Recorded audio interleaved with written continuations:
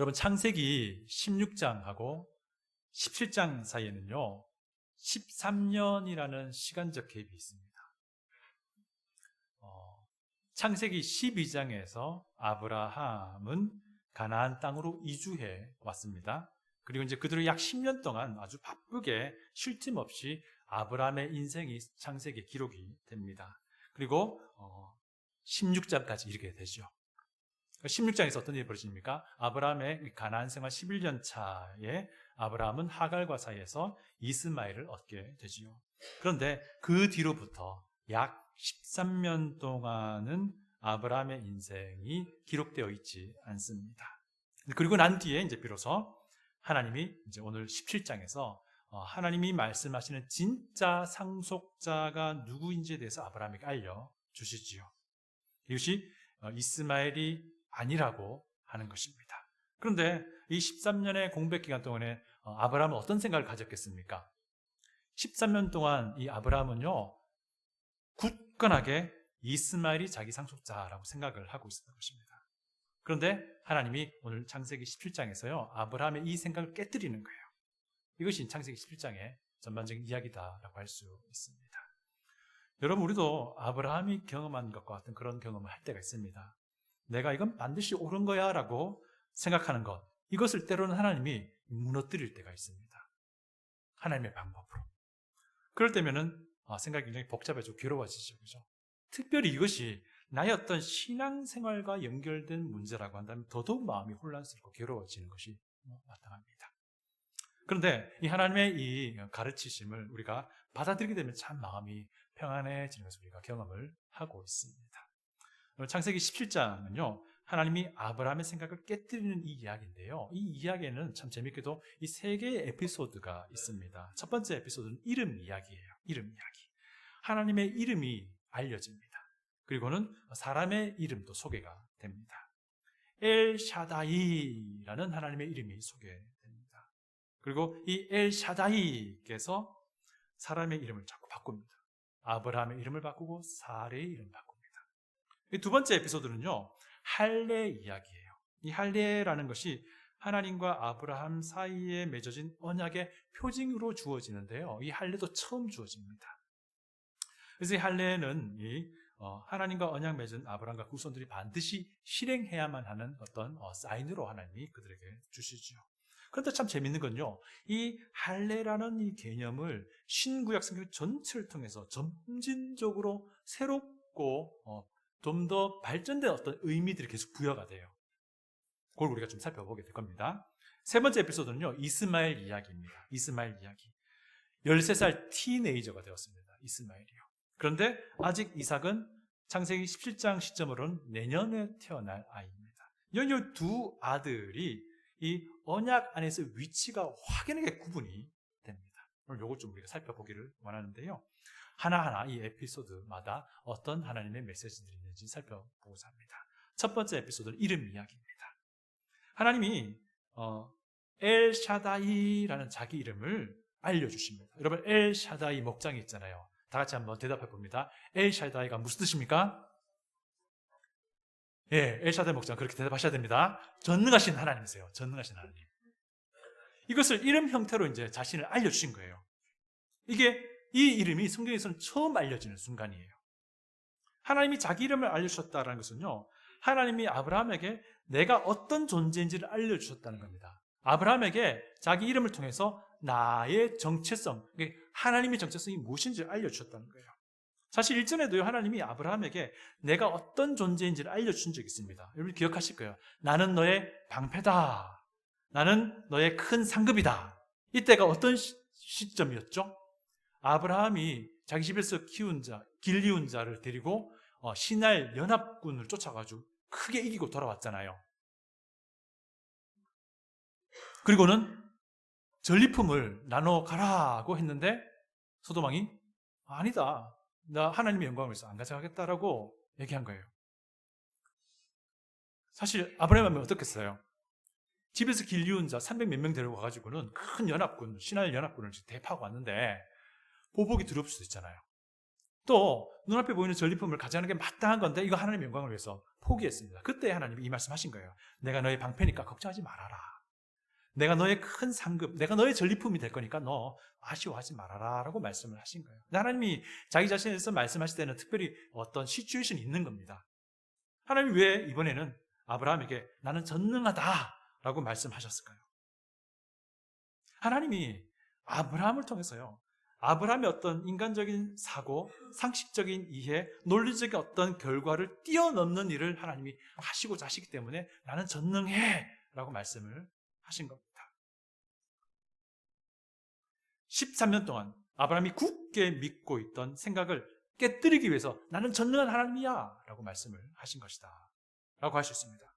근데 아브라함이 그때까지 가졌던 이스마엘이 내 상속자입니다 라고 했던 이 생각은요, 정말 지극히 누구라도 그렇게 할 수 있는 상식적인 수준이었고요. 또 이때까지만 해도 하나님 말씀하신 그 말씀 안에서는 지극히 자연스러운 그런 결론이기도 했습니다.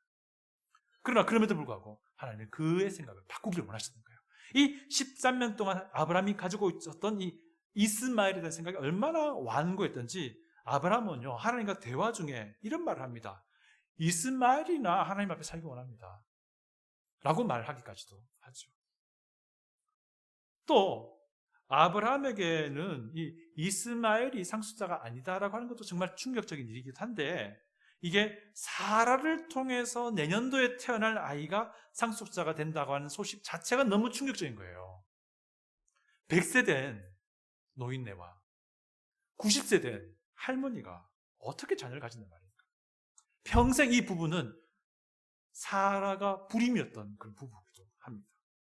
믿을 수 없는 상황을 하나님이 말씀하신 거죠. 그래서 하나님은 더더욱 나는 전능해 라고 말씀하셔야만 했던 상황이었던 거죠. 그런데 아브라함이 어떻게 반응합니까? 하나님이 말씀하신 네 아내 사라가 내년도에 아들을 낳게 될 거야. 그리고 그와 함께 내가 언약을 계속 이어갈 거야 라고 말씀하셨을 때 아브라함이 엎드린 채로 어떻게 합니까? 피식 웃어요. 피식 웃어요. 여러분, 썩소라는 말 아시죠? 썩은 미소. 이게 뭐 그런 종류의 웃음이었을 거예요. 굉장히 거만하게 믿지 않는 어떤 그런 이제 막 웃음이잖아요. 씩 이렇게 하는 거잖아요. 그런 이제 웃음을 지은 거예요. 그런데 하나님 정말 짓궂으세요.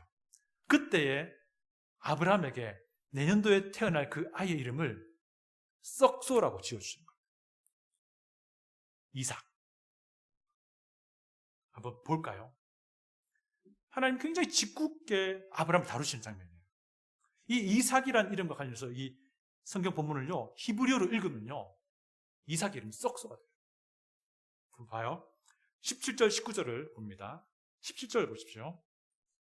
아브라함이 엎드려 웃으며 마음속으로 이르되 100세 된 사람이 어찌 자식을 낳을까? 사라는 90세니 어찌 출산하려 하고 아브라함이 이에 하나님께 아뢰되 이스마엘이나 하나님 앞에 살기 원합니다. 19절 하나님이 이르되 아니라 네 아내 사라가 내게 아들을 낳으리니 너는 그의 이름을 이삭이라 하라 라고 말해요. 이걸 히브리어로 읽으면 굉장히 재밌습니다. 한번 보세요. 아브라함이 엎드린 채로 피식 웃잖아요. 썩소를 짓습니다. 근데 이 웃는다라는 이 히브리어 동사의 발음은요, 와 이사크예요.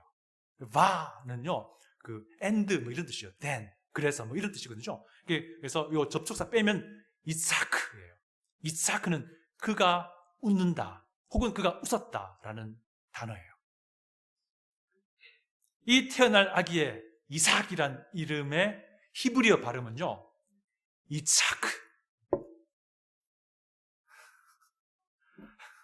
썩소. 여기에 그치지 않습니다. 하나님의 짓궂음은요, 여기에 그치지 않습니다. 아브라함의 원래 이름은요, 아브람이었습니다.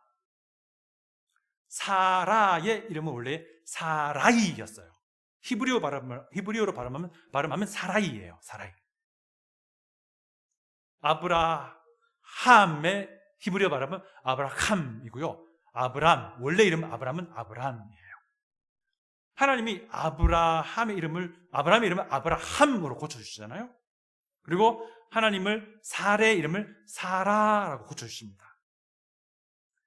아브라함이란 이름은요, 어떤 의미냐면은, 사실 이 아브라함이란 그 단어 자체가 뜻을 가지고 있지 않아요. 아브는 아빠라는 뜻이긴 한데, 라함은 자체는 특별한 의미는 없어요. 근데 이게 왜 하나님께서 많은 이들의 아버지라고 불러주시냐면요, 이 아브하몬이라는 비슷한 단어가 있어요.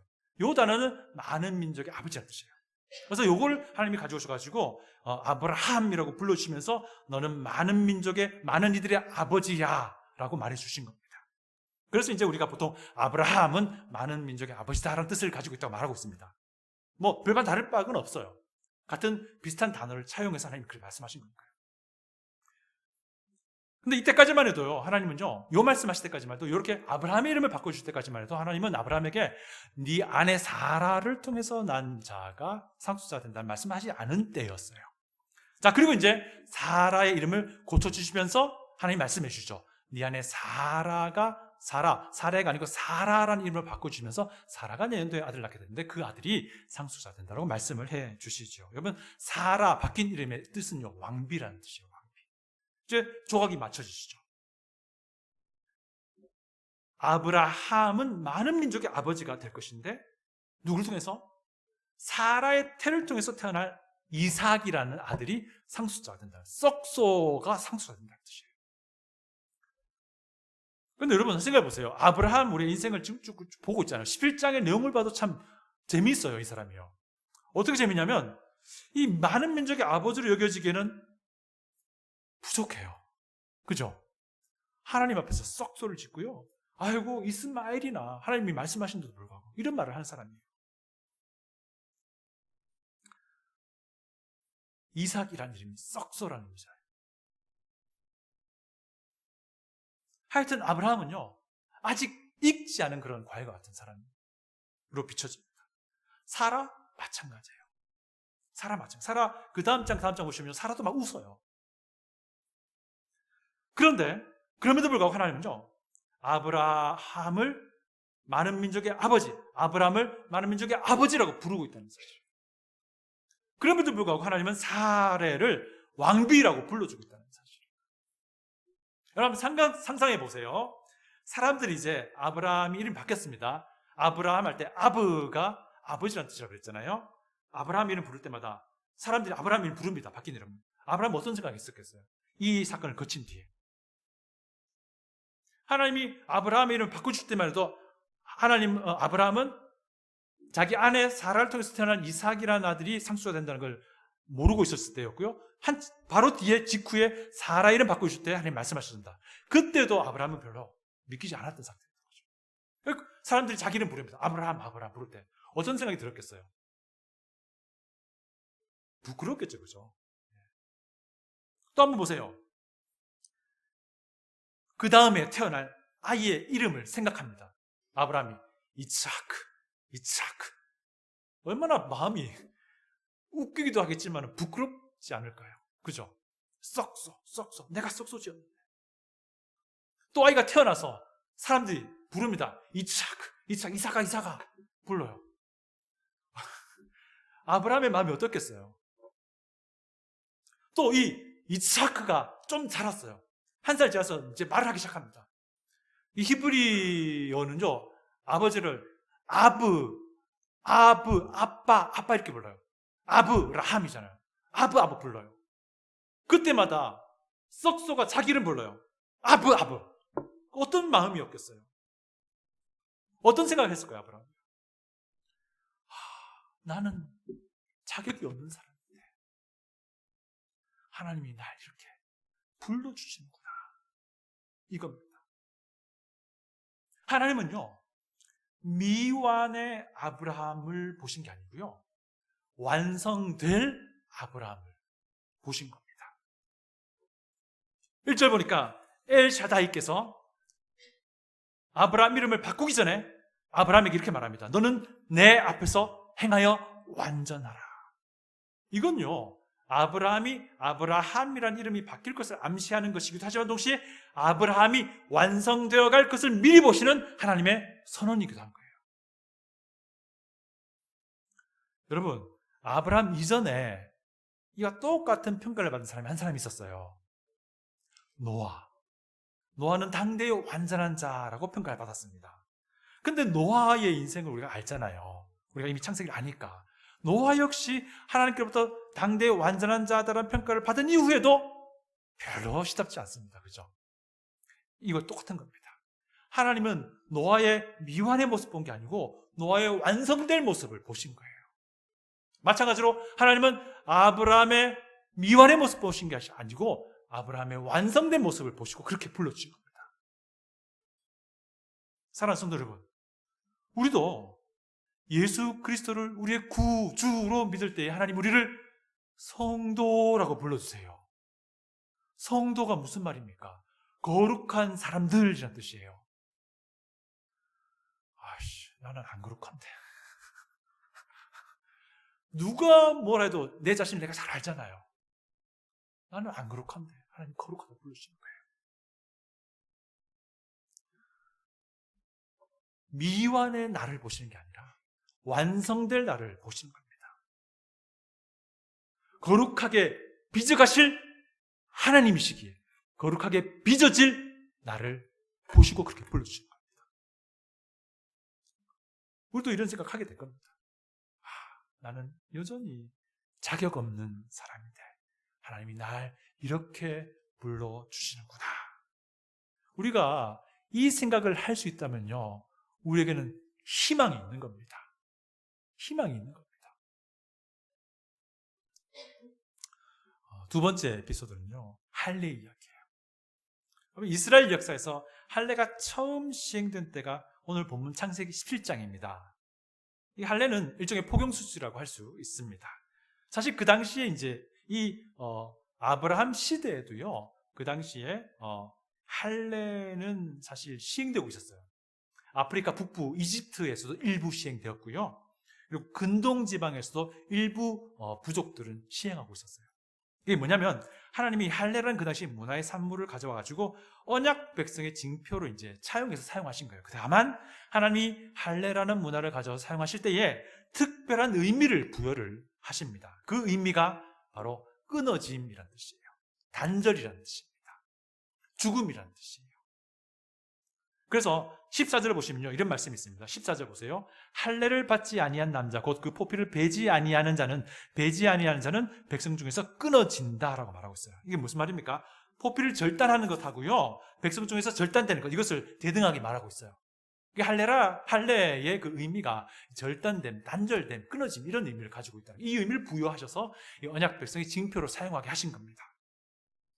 여러분, 이 할례가 말하는 그 의미가 우리 그리스도인의 정체성을 또한 그대로 보여줍니다. 그리스도인은요, 십자가를 통해서 과거에 나와 단절된 사람 아닙니까? 십자가를 통해서 이 세상 풍조와 단절된 사람입니다. 그리고 십자가의 그 그리스도와 하나가 된 사람입니다. 그래서 이제는 하나가 되었다면 이제는 예수님과 절대로 단절될 수 없는 새로운 존재가 된 사람들이 그리스도인입니다. 그러니까 할례는요, 하나님의 언약 백성이 향후에 세상과 단절되고 그리스도와 하나가 될 것을 상징하는 그림으로 성경이 계속 설명해 나갑니다. 이 신구약 성경이 계속 이거 강조하며 점진적으로 설명합니다. 제가 한번 성경 구절을 찾아서 말씀드릴게요. 살을 절단하는 할례가 아니고요, 마음을 절단하는 할례가 필요하다라고요. 이 창세기가 처음 이스라엘 백성에게 전해진 그 시점부터 하나님이 말씀하세요. 창세기가 동일하게 시점에 쓰여진 신명기 기록을 보시면 이런 말씀이 있습니다. 신명기 33:6절인데 들어보십시오. 내 하나님 여호와께서 내 마음과 내 자손의 마음에 할례를 베푸사, 내 마음과 내 자손의 마음에 할례를 베푸사, 너로 마음을 다하여 뜻을 다하고 내 하나님 여호와를 사랑하게 하사. 신명기는요, 창세기를 비롯한 모세오경이 같이 전해졌을 때 그때 같이 전해진 거예요. 이때부터 하나님은 이스라엘 백성에게 살해하는 할례뿐만 아니라 마음에 하는 할례가 필요하다는 것을 강조하고 있습니다. 좀 시간이 흘러서 선지자들의 이야기 들어보십시오. 예레미야서 9장 26절인데요. 들어보십시오. 곧 애굽과 유다와 에돔과 암몬 자손과 모압과 및 광야에 살면서 살적을 깎은 자들에게라. 무릇 모든 민족은 할례를 받지 못하였고 이스라엘은 마음의 할례를 받지 못하였느니라. 이스라엘을 말할 때 이스라엘의 그 안타까움을 하나님 말씀하시면서 예레미야를 통해서 그들은 마음의 할례 받지 못해서 문제다라고 말하고 있어요. 에스겔서도 마찬가지입니다. 마음과 몸의 할례 받지 아니한 이걸 이야기하고 있어요. 급기야 하나님이 마음의 할례 받는 그 일을 영구적으로 고정시키기 위해서 이스라엘 백성과 새 언약을 맺기로 하신 거예요. 이것이 예레미야서 31장입니다. 여러분, 이 설교 좀 어려우시죠? 수요일날 나오시면요, 이 설교가 잘 이해가 되실 겁니다. 예레미야 31장 제가 읽어드립니다. 여호와의 말씀인데나 보라, 날이 이르리니 내가 이스라엘 집과 유다 집에 새 언약을 맺으리니 이 언약은 이라니 곧 내가 나의 법을 그들 속에 두며 그들의 마음에 기록하며 나는 그들의 하나님 되고 나는 그들은 내 백성이 될 것이다 라고 하나님이 새 언약 맺겠다라고 예레미야 선지자를 통해서 말씀하세요. 그리고 이 새 언약이 어떻게 진행되고 어떻게 이루어집니까? 예수 그리스도께서 이 새 언약을 이루시는 거예요. 시작시키는 겁니다. 예수님이 그 마지막 만찬에서 자기 피로 세우는 새 언약의 피다라고 예수님이 말씀하세요. 이게 무슨 말입니까? 예수님을 믿는 믿음 안에 있는 사람들 안에 성령 하나님이 내주하시겠다라는 겁니다. 그들을 하나님의 자녀 삼으시겠다는 겁니다. 그들을 하나님의 새 언약 백성 삼으셔서 하나님이 그들의 하나님 되시고 그들이 하나님의 백성 되겠다라고 하는 그 말씀을 이루시겠다는 겁니다. 이것을 바울 사도는요, 마음의 할례라고 또 거꾸로 설명합니다. 로마서 2장을 보시면요, 무릇 표면적 유대인이 아니요 표면적 육신의 할례가 아니니라 오직 이면적 유대인이며 할례는 마음에 할지니 영에 있고 율법 조문에 있지 않다라고 바울 사도를 통해서 서신서를 통해서 이야기하고 있습니다. 이게 무슨 말입니까? 구약성경, 신약성경을 다 아는 지금 우리에게 이 할례는요, 결국 무엇을 지시한다? 예수 그리스도의 십자가를 지시하고 있는 거예요.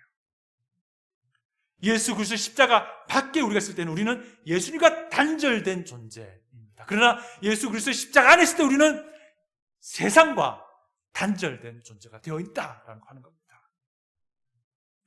예수 그리스도의 십자가를 아는 사람은 마음의 할례를 받은 사람이다라는 겁니다. 예수의 십자가를 알지 못하면 그는 몸의 할례를 받은 사람인지는 몰라도 마음의 할례 받은 사람은 아니다라고 하는 겁니다. 여러분, 마음의 할례를 받는 것, 이것이 너무나도 중요한 이슈입니다. 현대판 몸의 할례 받는 사람이 무엇입니까? 교회를 출석하는 거예요. 교회를 출석하는 겁니다. 그런데 예수 그리스도 안에 들어오지 못하는 거예요.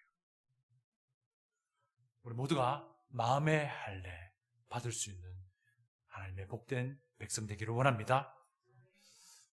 세 번째 에피소드는요, 이스마엘 이야기입니다. 하나님이 말씀하십니다. 이스마엘 아니고 이삭이 상속자 된다. 그런데 하나님이 보니까 아브라함의 마음이 아직 이스마엘에게 있어요. 그래서 이 애비의 마음을 생각하셔서 이스마엘에게도 굉장히 큰 언약의 축복을 허락하십니다. 이게 무슨 말인 거 아니? 이스마엘이 언약의 베네핏, 수혜를 받는 자가 된다는 것이에요. 그러나 이스마엘이 언약의 상속자가 된다는 말은 아니에요. 분명한 것은요, 썩소 이삭이 하나님의 언약 상속자가 된다는 거예요. 그리고 이 언약 상속자인 이삭을 통해서 언약이 계속 이어져 갈 것을 이야기합니다. 그리고 그 언약의 맨 정점에 예수 그리스도께서 계신 거예요. 그 예수 그리스도께서 영원한 상속자가 되시는 겁니다.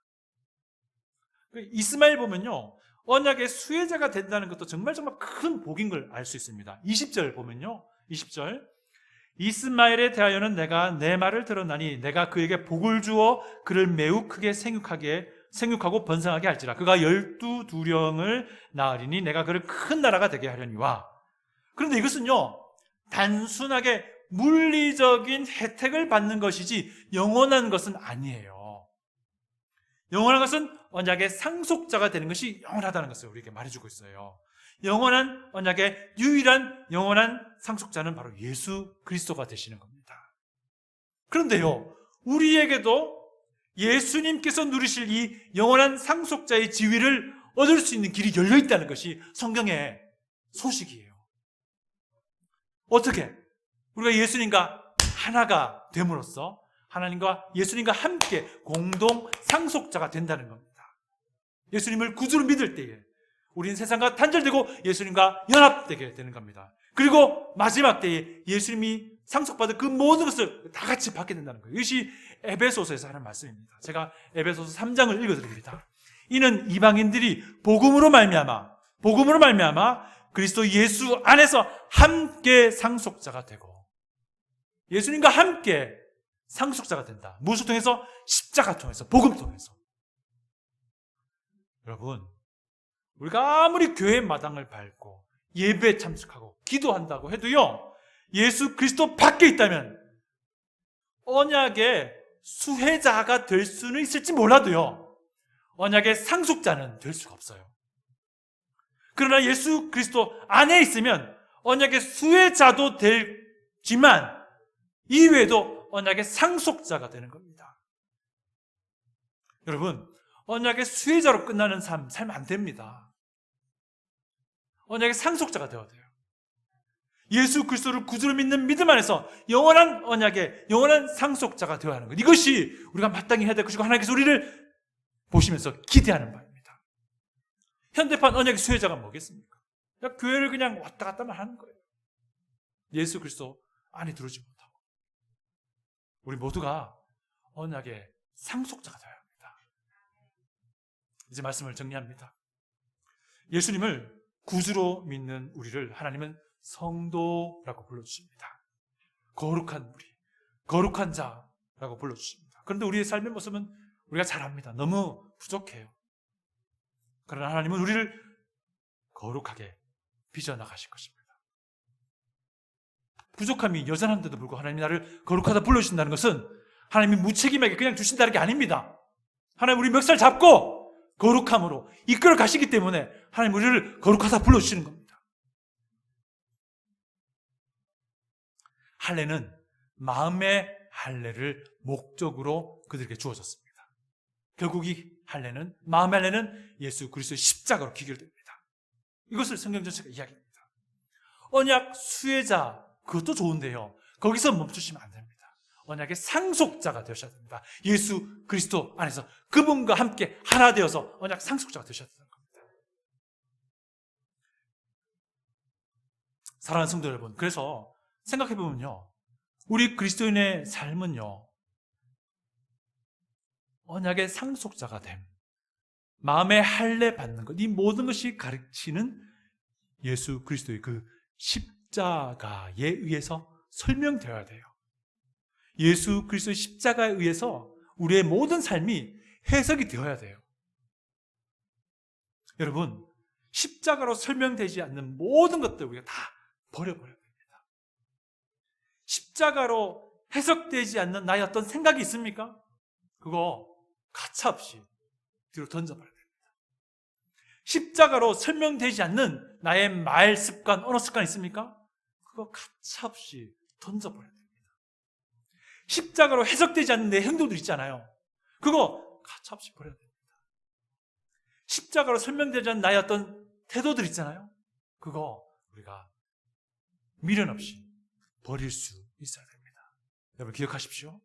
나의 모든 생각, 나의 모든 말, 나의 모든 태도, 나의 모든 행동, 나의 모든 삶의 구석구석 모든 것들이 예수 그리스도의 십자가로 설명되어야 돼요. 해석이 되어야 돼요. 이해가 되어줘야 돼요. 그렇지 않는 것은 전부 다 하나님이 원치 않는 것들입니다. 우리 이거 반드시 기억할 수 있기를 원합니다. 다시 기도하겠습니다.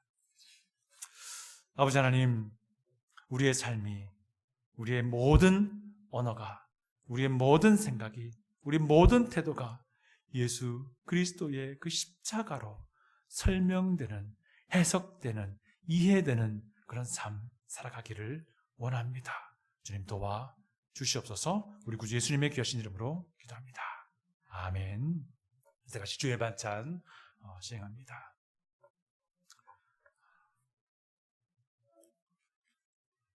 제가 고린도전서 11장 23절로 25절을 읽어드립니다. 내가 너희에게 전한 것은 주께 받은 것이니 곧 주 예수께서 잡히시던 밤에 떡을 가지사 축사하시고 떼어 이르시되 이것은 너희를 위하는 내 몸이니 이것을 행하여 나를 기념하라 하시고 식후에 또한 그와 같이 잔을 가지시고 이르시되 이 잔은 내 피로 세운 새 언약이니 이것을 행하여 마실 때마다 나를 기념하라 하셨으니. 우리 그리스도인 그리고 신약 교회는요, 이 주의 만찬을 주님 오실 때까지 반드시 시행해야 됩니다. 주의 만찬 시행하면서 우리가 반드시 기억해야 할 것 세 가지가 있습니다. 첫 번째는요, 주의 만찬에서 우리가 기억해야 될 것은 예수 그리스도께서 과거에 십자가에 달려 죽으시고 부활하셨다라는 것입니다. 구원하시는 주 예수 그리스도를 기억해야 됩니다. 여러분, 주의 만찬을 통해서 우리는 빵을 받습니다. 이 조그만 빵은요, 예수님의 부서진 몸을 상징합니다. 우리가 주의 만찬을 통해서 잔을 받습니다. 이 잔은 예수 그리스도께서 나의 죄를 말끔하게 깨끗하게 씻기시기 위해, 정결케 하시기 위해 흘리신 피를 의미합니다. 그래서 우리가 이 주의 만찬을 할 때마다 우리는 무엇을 기억합니까? 예수 그리스도의 십자가를 기억하는 것입니다. 그리고 이 예수 그리스도의 십자가를 통해서 우리가 또 무엇을 알 수 있습니까? 예수님이 이 피는 새 언약의 피다라고 말씀하셨습니다. 예수 그리스도를 구주로 믿는 믿음의 사람들이 오늘 이 만찬에 빵과 잔을 받으시기를 부탁드립니다. 또 두 번째, 우리는요, 주의 만찬을 통해서 우리 주님의 다시 오심을 기억합니다. 11장 26절 읽어드립니다. 너희가 이 떡을 먹으며 이 잔을 마실 때마다 주의 죽으심을 그가 오실 때까지 전하는 것이니라. 이 구절은요, 예수님의 몸된 교회가 주님이 오실 그때까지 이 주의 만찬을 기념하며 실행해야 한다는 것입니다. 주님의 다시 오심은 확실합니다. 주의 다시 오심은 확실합니다. 여러분, 고린도전서 15장 마지막 바지에 이런 말씀이 있었습니다. 아나테마 마라나타. 주의 다시 오심을 기억하고 경고망동하지 말아라. 이런 말이에요. 여러분, 우리가 주의 다시 오심을 기억하면서 우리의 삶을 계속 돌아볼 수 있기 바랍니다. 주의 다시 오심이 분명한데 우리의 삶을 돌아봐야 됩니다. 주의 만찬할 때마다 주의 오심을 기억하며 순결한 자로 주님 앞에 서기를 다짐할 수 있기를 부탁드립니다. 세 번째, 고린도전서 11장 27절로 30절을 읽어드립니다. 그러므로 누구든지 주의 떡이나 잔을 합당하지 않게 먹고 마시는 자는 주의 몸과 피에 대하여 죄를 짓는 것이니라. 사람이 자기를 살피고 그 후에야 이 떡을 먹고 이 잔을 마실지니 주의 몸을 분별하지 못하고 먹고 마시는 자는 자기의 죄를 먹고 마시는 것이니라. 그러므로 너희 중에 약한 자와 병든 자가 많고 잠자는 자도 적지 아니하니. 주의 만찬을 통해서 우리가 기억해야 할 것은요, 예수님의 제자로 살아가도록 도우시는 주 되신 예수님을 우리가 기억해야 합니다. 주의 만찬을 통해서 우리는요, 우리의 삶을 돌아보고 회개해야 합니다. 그리고 주의 만찬을 통해서 이 몸된 생수교회에 내가 지체됨을 반드시 기억해야 되고, 정말 책임 있는 지체로서 하나 되어야 하겠다는 그런 선한 결단을 하는 시간입니다. 책임 있는 지체가 되겠노라고 결단하는 시간입니다. 여러분, 오늘 이 시간 빵과 잔을 밟기 전에 우리가 다 같이 기도하기 원합니다. 우리 자신을 돌아보며 기도하겠습니다. 기도합니다.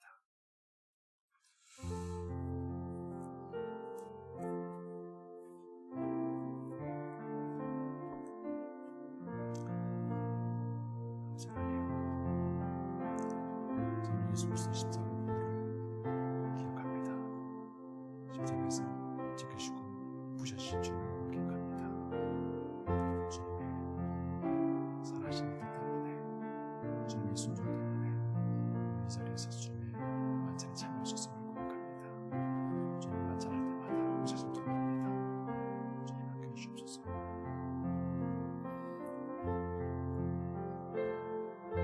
예수님,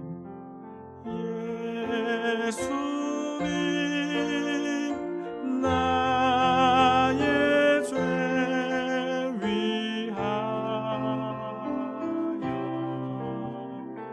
몸에 피를 흘리니 죄인 받으소서. 십자가를 지시면 2절 십자가를 지심은 무슨 죄가 있나 저 무지한 사람들 메시아 죽였네 예수님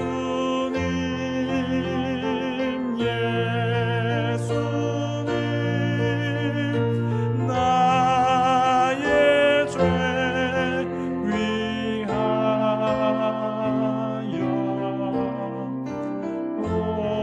몸에 피를 흘리 죄인 받으소서. 우리 다 같이 주님의 찢겨진 몸을 의미하는 빵을 받습니다.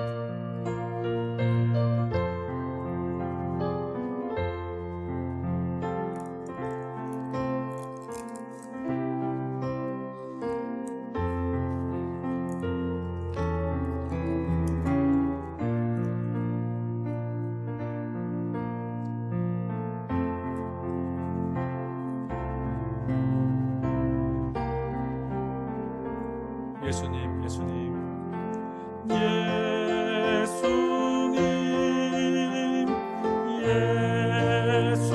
예수님, 나의 죄 위하여 몸에 피를 흘리 죄인 받으소서. 빵을 받으신 분은 잔을 받겠습니다.